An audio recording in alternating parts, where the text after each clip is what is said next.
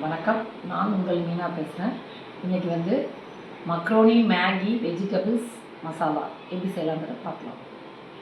அதுக்கு தேவையான பொருட்கள்: மக்ரோனி 1 கப்பு, மேகி ஒரு பேக்கெட், அதுக்கப்புறம் கார்லிக்கு பொடி பண்ணி வச்சுருக்கோம், ஆனியன் வந்து கட் பண்ணி வச்சுருக்கோம், கேப்சிகம் அதாவது குடமிளகாய் வந்து ஒரு மிளகாய் வந்து கட் பண்ணி வச்சுருக்கோம், 2 வந்து டொமேட்டோ தக்காளி கட் பண்ணி வச்சுருக்கோம், ஒரு கப் அளவு நம்ம கேபேஜ் அதாவது முட்டைக்கோசு 1 கப் எடுத்து வச்சுருக்கோம், கோரியண்டர் லீஃபு கொத்தமல்லி கார்னிஷ்க்கு எடுத்து வச்சுருக்கோம், மசாலா வந்து மேகி மசாலாவும் டொமேட்டோ சாஸும் வச்சுருக்கோம். இப்போ நம்ம எப்படி செய்யலான்றதை பார்க்கலாம் வாங்க. பாருங்கள், மக்ரோனி வந்து மூழ்கிற அளவு வாட்டர் விட்டு வேக வச்சுக்கலாம். இப்போ வந்து ஒரு சின்ன ஸ்பூனில் ஆயில் விட்டுக்கலாம்.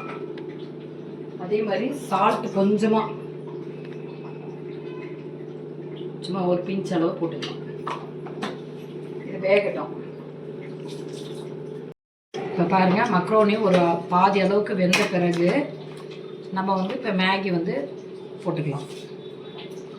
இது ஒரு 3 நிமிஷம் 2 நிமிஷம் வெந்த பிறகு எல்லாமே எடுத்து வடிகட்டிட்டு கோல்டு வாட்டரில் விட்டு வடிகட்டி எடுத்து வச்சுக்கலாம்.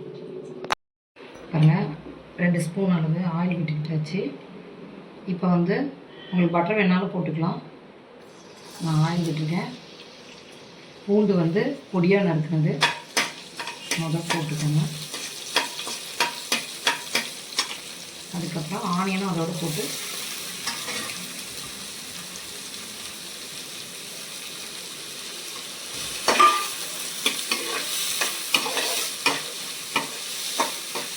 நல்லா வதக்கிக்கலாம்.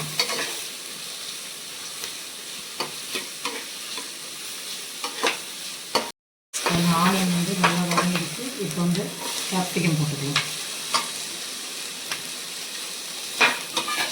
நல்லா வதக்கிக்கலாம். நல்லா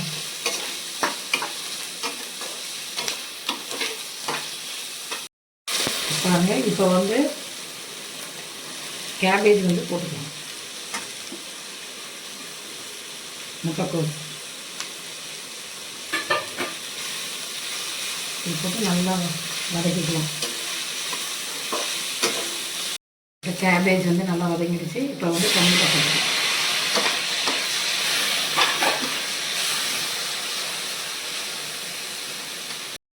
இப்போ வந்து டொமேட்டோ போட்டாச்சு, நல்லா வதங்கிடுச்சு. இப்போ மஞ்சள் டர்மரிக் கொஞ்சமாக போட்டாச்சு. நெக்ஸ்ட்டு கொத்தமல்லி தூள்,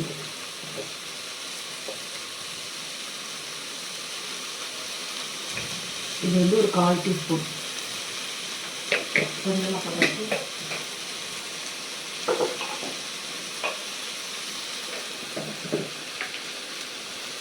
இது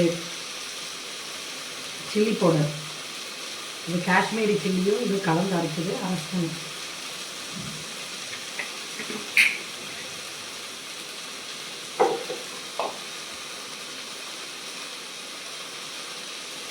சால்ட்டு கொஞ்சமாக போட்டாச்சு.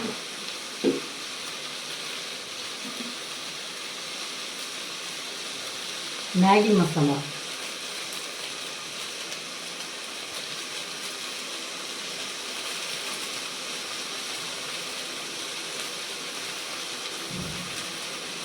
அது ஒரு 2 பேக்கெட் போட்டாச்சு. கிளறிக்கலாம்.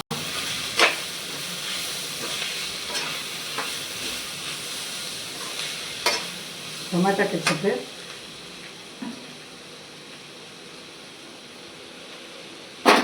ஒரு 2 டீஸ்பூன் அளவு போட்டுக்கலாம்.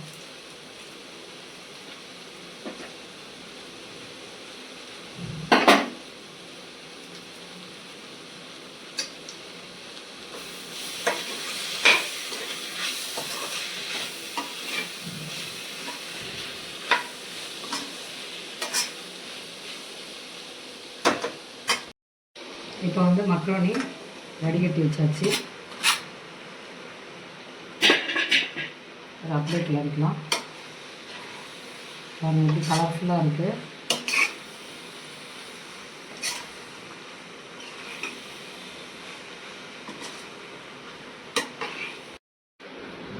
கடைசியாக கார்னிஷுக்கு நம்ம கொத்தமல்லி அப்படியே தூவிக்கலாம்.